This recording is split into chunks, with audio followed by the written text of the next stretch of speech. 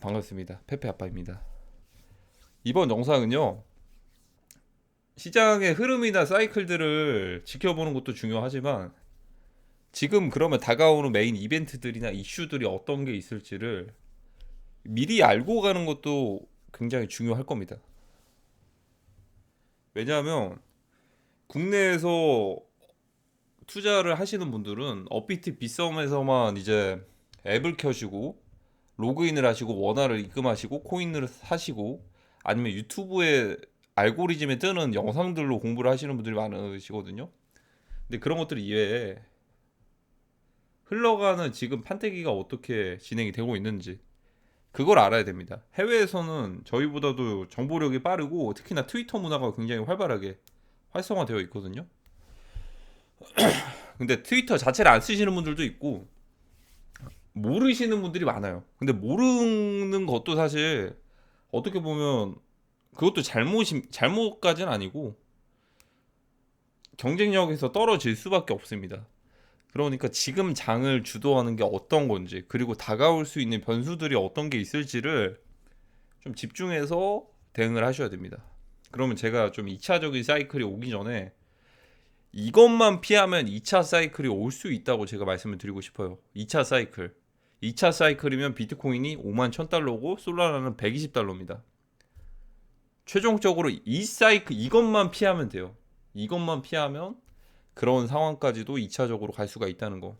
그러면 이번 영상을 통해서 총 정리를 해드릴게요. 지금 메인이 되는 이벤트는 한 세 가지 정도가 있어요.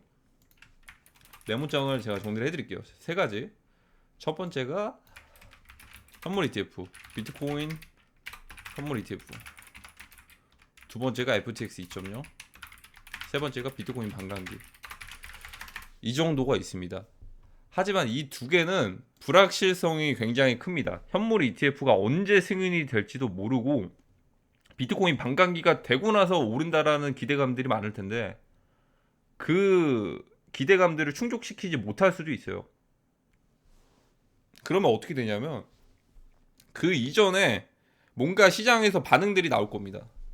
이번에는 다를 거예요. 2016년하고 2020년 그때 비트코인 반감기 되고 나서 올랐던 장보다는 조금 더 빠르게 오를 겁니다. 왜냐하면 그때 대비해서 비트코인이 시중에 물량이 풀렸던 것들도 이제 반감기 영향을 크게 받기는 하겠지만 이미 많이 풀렸고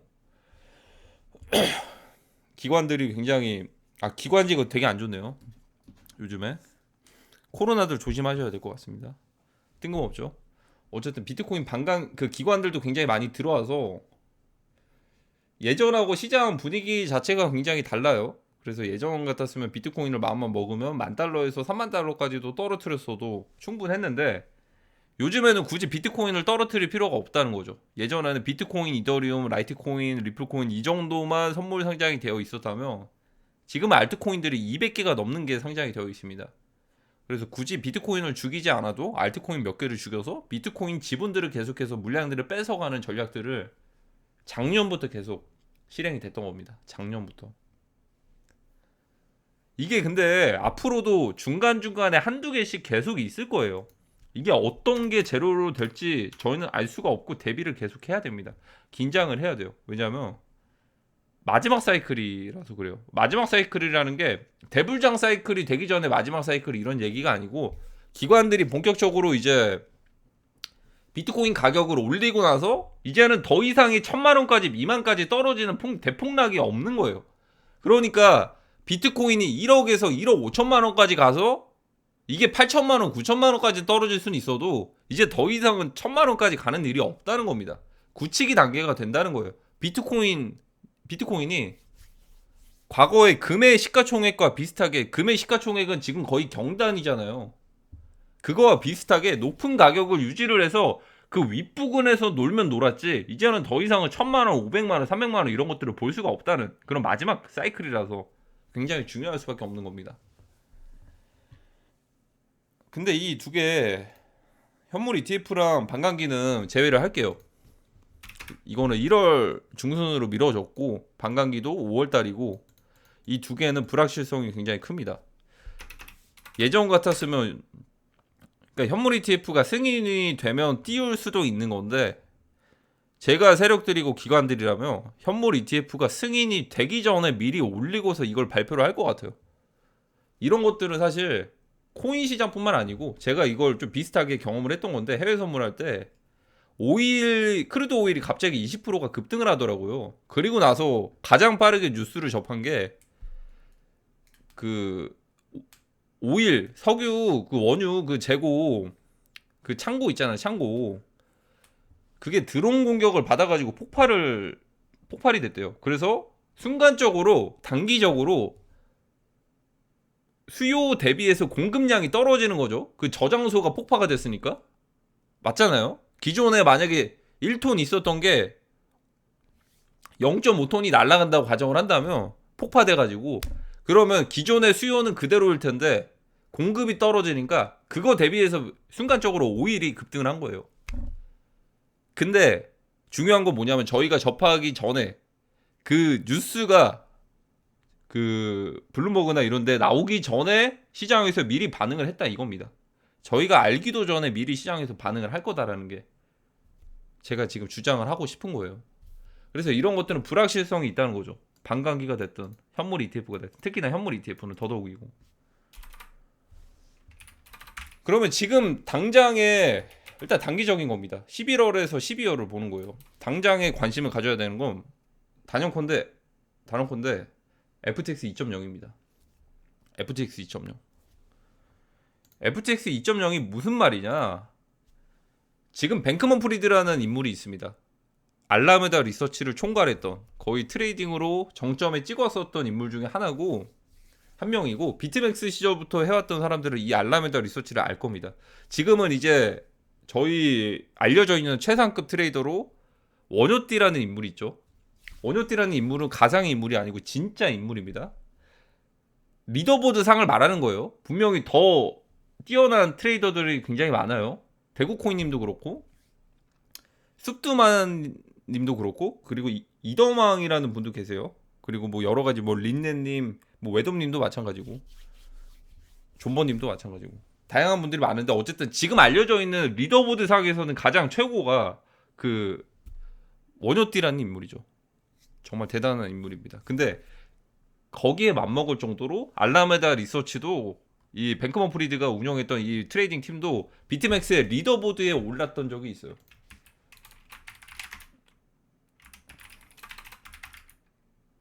이 리더보드가 뭔지 모르시는 분들이 있을 거예요.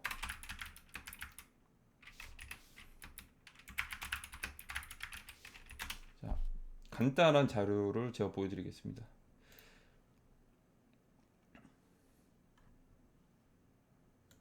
여기 보이시면 이 광고가 왜 이런 게 나오는지 모르겠습니다. 이 알라메다 리서치 좀 이제 골뱅이 gmail이 있죠. 이 리더보드가 뭐냐면 그 계정의 총합 그 수익입니다. 이 UXBT라는 건 비트코인을 말을 하는 거예요. 그러니까 이 1XBT가 아마 1비트코인일 겁니다. 이게 단위가 왜 이렇게 된지 모르겠는데, 어쨌든 제가 봤던 거는 알라메다 리서치랑 이 알라메다 리서치 그 gmail이 3000비트, 2000비트 정도가 수익이 찍혔었어요. 아마 그 이후에 결정적으로 FTX 설립하고 나서부터 비트맥스에서 벗어났습니다. 특히나 비트맥스를 알라메다 리서치가 공격을 했다가 한번 비트맥스가 서버를 닫은 적이 있어요. 2020년에. 그때 이후로 이탈을 했는데, 어쨌든 좀 알려져 있었던 그런 실력들이 출중했던 이 팀인데, 그 팀들이 완전 괴물이 된 거죠. 괴물이 돼서 실제로 시장의 마켓메이커 이상으로 담보대출을 받아가지고 솔라나부터 모든 코인들을 다 띄웠습니다. FTX 묻었던 코인들. 결국에는 이게 폭락이 돼가지고 사람들이 욕을 먹는 건데, 수익을 내줬던 결정적인 역할들을 했습니다. 그레이스케일과 마찬가지로 알려져 있던 신흥 크립토 트레이딩 그 기관들이죠. 마켓메이커들 중에서 가장 영향력이 있던 사람들이에요. 그래서 트위터에서도 가장 핫할 수밖에 없습니다. 밈적으로 FTX 뱅크먼 프리드를 욕하는 사람들도 있겠지만, 이 솔라나를 올렸던 이 상승률에 대한 이거를 경험했던 사람들은 이 뱅크먼 프리드를 욕할 수가 없어요.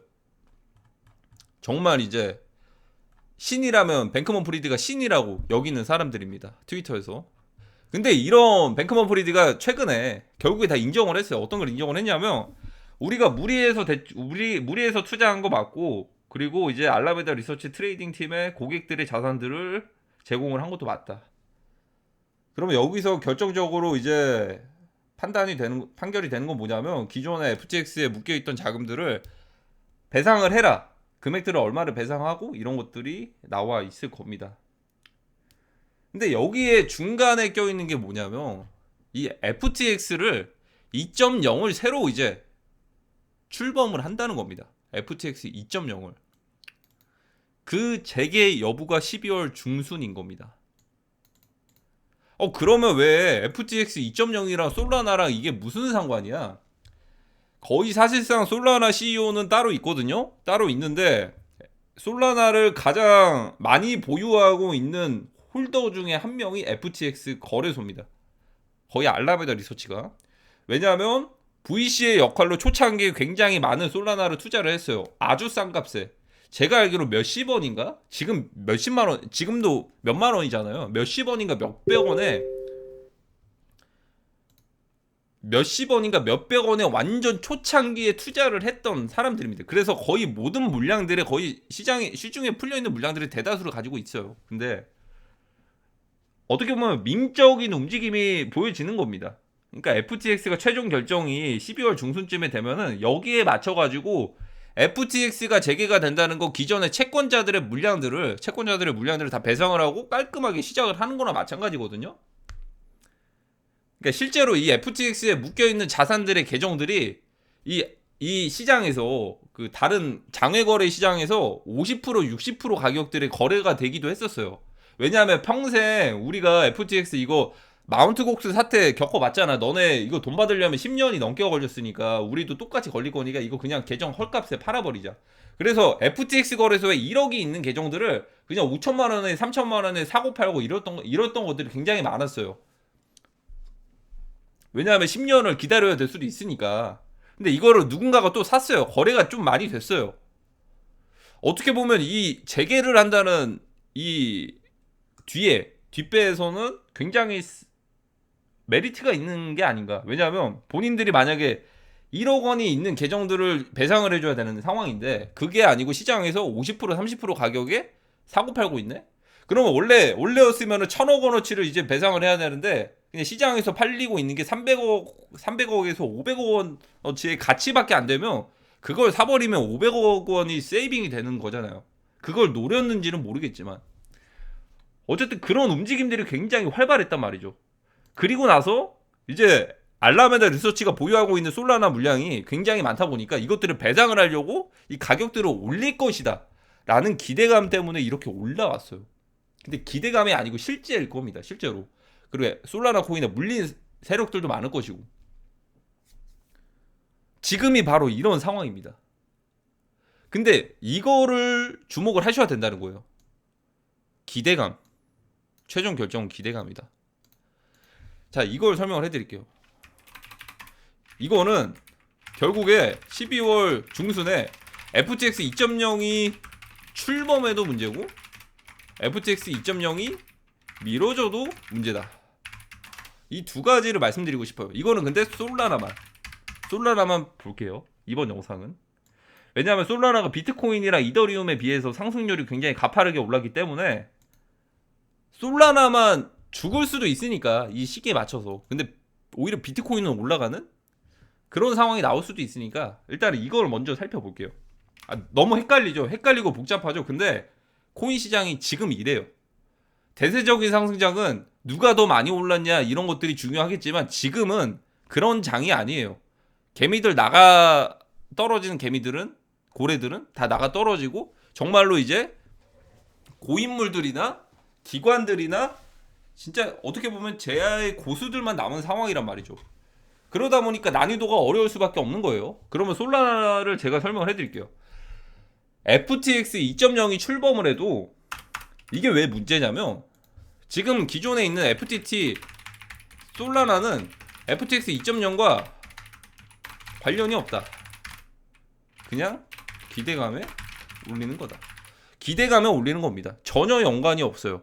그러니까 FTX 2.0이 나온다고 FTT 2.0 FTT 거래소 코인이 BNB와 비슷하다?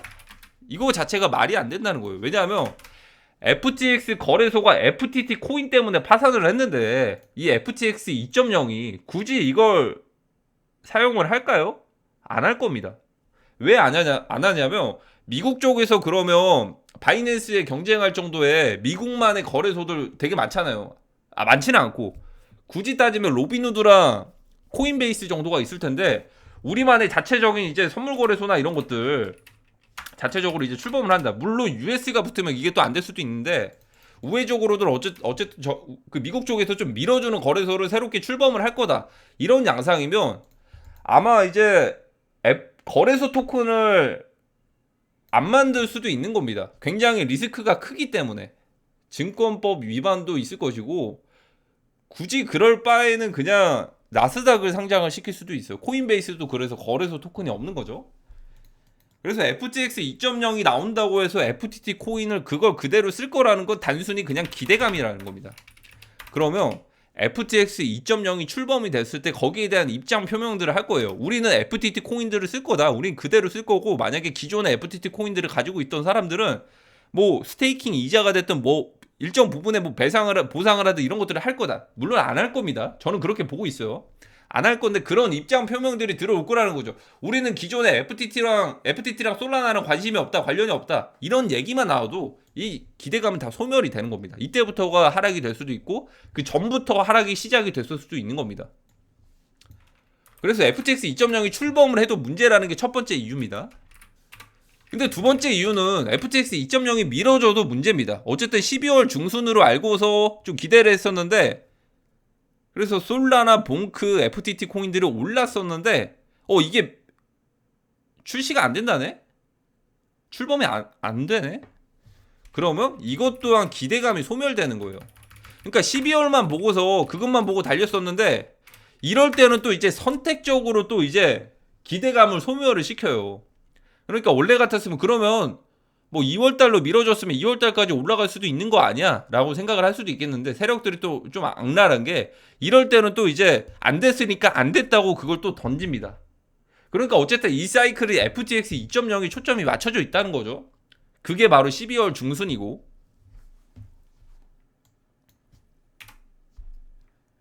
그러면 이제 비트코인과 이더리움을 관련해서 솔라나로 관련해서 제가 말씀을 드릴게요. 정말 솔라나가 올라가려면 그러니까 진짜 정말 저도 이 상황 이런 상황들이 흔한 상황들이 아니다 보니까 변수를 하나 말씀을 드릴게요.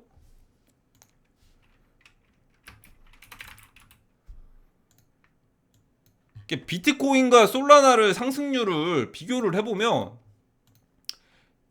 이미 비트가 올랐던 시점 대비해서 솔라나가 먼저 치고 올랐거든요. 비트 올랐던 시점 대비해서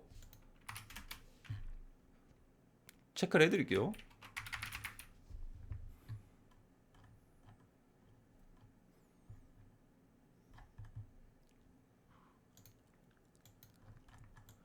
비트코인이 올랐던 시점 대비해서 솔라나가 먼저 치고서 올랐어요.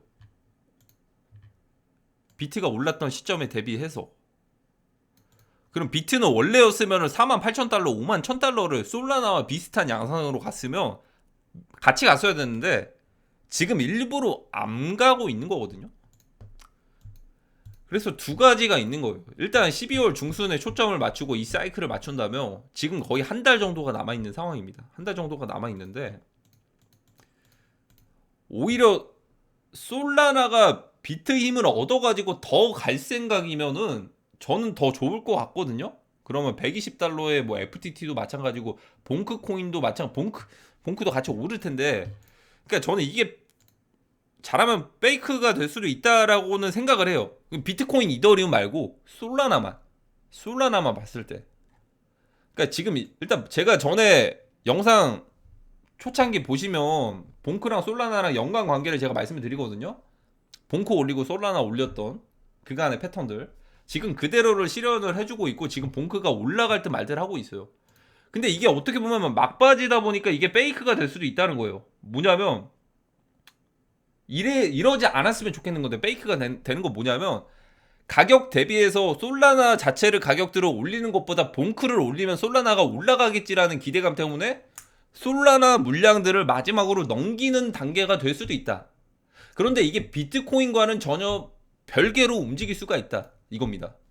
저는 같이 올라갔으면 좋겠는데 말이죠. 그러니까 솔라나는 미리 선반영이 돼서 올랐었기 때문에 솔라나는 버려질 카드가 될 수도 있는데 오히려 비트코인과 이더리움이 올라갈 수가 있다. 이런 겁니다. 선택적인 디커플링.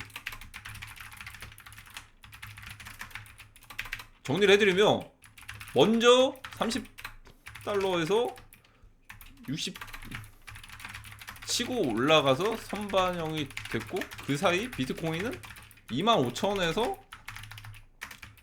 솔라나 상승률 대비 원래였으면 52K인데 억누르고 있다.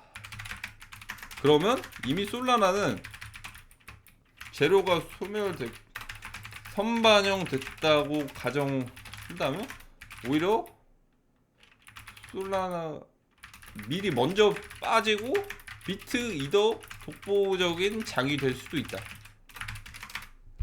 이겁니다. 좀 안 좋은 시나리오죠. 솔라나 홀더라고 하시면. 저는 근데 그게 아니고 만약에 비트코인이 한파동이 힘이 남아있으면 같이 더 올라가면 좋겠다라는 주의긴 한데 이럴 수도 있다라는 겁니다. 그러면 그런 상황을 어떻게 되냐면 이 고지를 넘어야 돼요. 68달러. 그러니까 솔라나가 혹시나 만약에요 물량 정리 마지막 단계여서 봉크 코인이랑 이런 것들을 올리는 거다. 봉크가 올라가면 솔라나가 올라갔었으니까.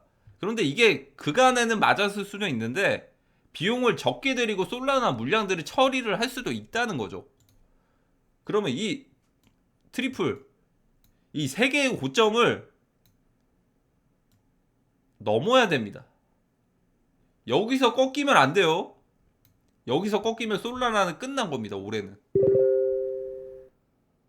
솔라나는 올해는 끝난 거다. 65달러를 넘겨서 70달러, 80달러까지 가야 됩니다. 근데 그러면 솔라나가 끝난다고 비트코인도 끝나나요? 그렇지 않습니다. 비트코인이 끝나진 않아요.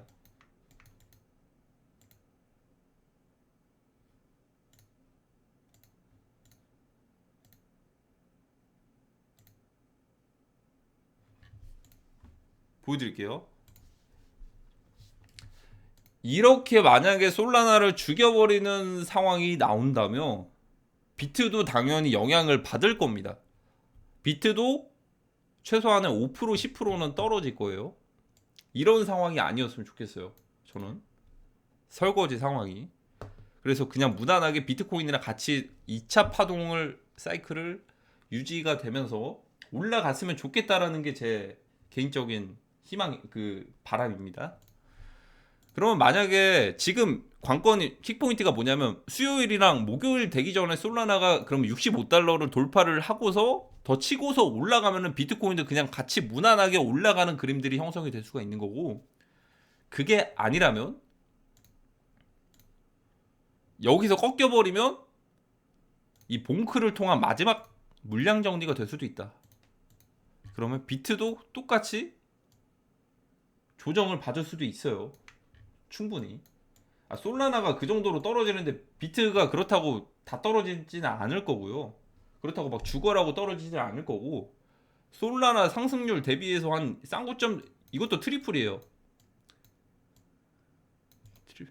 세 가지 세 번의 고점을 찍고 나서 솔라나 떨어질 때 같이 한번 이제 시원하게 이렇게 떨어지는데 이게 죽는 건 아니라는 거죠. 죽는 건 아니고 34,000달러 정도의 이제 CME 갭이 있는데 그 정도까지 갔다가 이렇게 또 다시 회복을 해서 이때는 또 다시 한번 그림을 봐야 됩니다.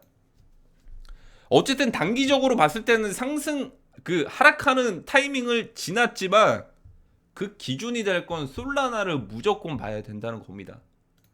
솔라나의 운명에 따라서 비트코인이 그대로 가서 2차 사이클을 만들지. 그러면 비트코인은 51,000달러고 솔라나는 120달러 행일 텐데 그게 아니고 세 번의 고점을 만들어내고 그대로 만약에 큰 조정들이 나온다면 비트코인도 그걸 안 따라가질 않을 겁니다. 지금 솔라나가 상승하는 거요 대비해서 똑같이 비트코인도 조금 따라갈 수밖에 없겠죠. 그러면 그래서 이 트리플 이 세 개의 고점 38,000달러라는 의미 있는 이 고점 구간을 두고서 지금 당연히 솔라나가 만약에 65달러까지 상승을 한다면 비트코인도 똑같이 38,000달러 선까지는 갈 수가 있어요. 근데 그 이유가 문제인 거예요. 그러니까 솔라나가 그래서 결정적으로 중요하다.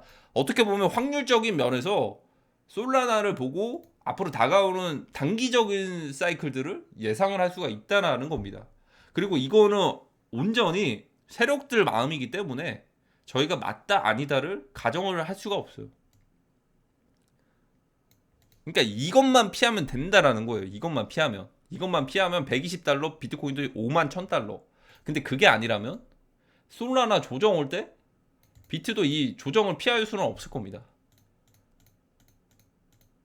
그리고 이거는 온전히 세력들 마음이다. 그래도 그나마 지금 당장에는 오늘이 일요일이죠. 일요일, 월요일, 화요일 언제까지가 될지 모르겠지만 이 사이클대로라면 일단은 65달러나 64달러 정도까지는 갈 수도 있어요. 그래서 미리 시그널을 주려고 본크 코인을 얘가 시가총액이 싸니까 시그널을 줘서 올린 건데 지금 구간에서 가장 중요한 구간이 65달러, 64달러 구간이라는 겁니다. 여기서 절대 스탑하면 안 돼요. 절대로 멈추면 안 됩니다. 멈추면 안 돼요, 절대로. 스탑. 아셨죠? 그 전총조 말투죠. 절대로 멈추면 안 됩니다.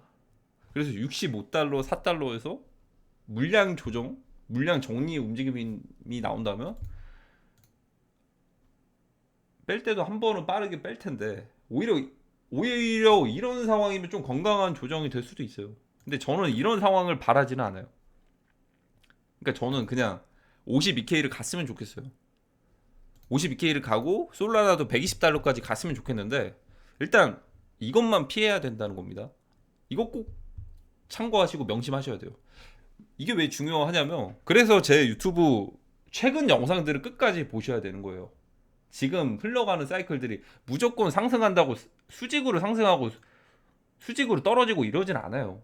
그러니까 중간중간에 어떠한 이슈거리들이나 이런 것들이 있고 중요한 터닝 포인트, 중요한 킥포인트들이 있을 텐데 터닝 포인트나 변곡점 구간들이 있을 거예요. 근데 지금 이제 솔라나의 변곡점 구간이라면 일단 시장에서 본크 코인을 통해서 올리고는 있는데 그러면 이거 솔라나 신고점 가나 이럴 수도 있겠지만 이건 어떻게 보면 한 가지 변수를 둔다면 이건 페이크가 될 수도 있다는 거. 페이크가 될지 아니면 진짜일지는 지켜봐야 되겠지만 그 기준이 될 만한 건 솔라나 65달러.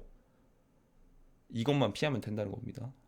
근데 이거대로 실행이 되면은 비트코인도 이더리움도 전체적인 알트코인도 단기적으로는 이걸 피할 수는 없을 거예요. 왜냐하면 솔라나가 30% 40% 떨어지면 비트코인도 한 10% 정도 떨어지거든요.